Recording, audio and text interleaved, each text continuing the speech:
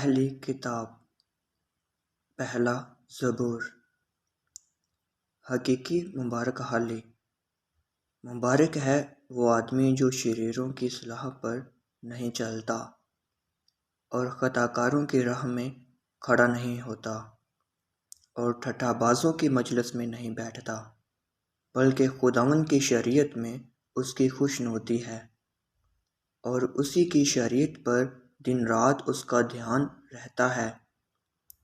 وہ اس درخت کے مانند ہوگا جو پانی کی ندیوں کے پاس لگایا گیا ہے، جو اپنے وقت پر پھلتا ہے اور جس کا پتا بھی نہیں مرجھاتا۔ سو جو کچھ وہ کرے بارور ہوگا۔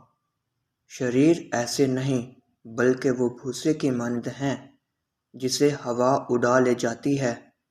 اس لیے شریر عدالت میں قائم نہ رہیں گے، نہ خطا کار صادقوں کی جماعت میں، کیونکہ خداوند صادقوں کی راہ جانتا ہے، پر شریروں کی راہ نابود ہو جائے گی۔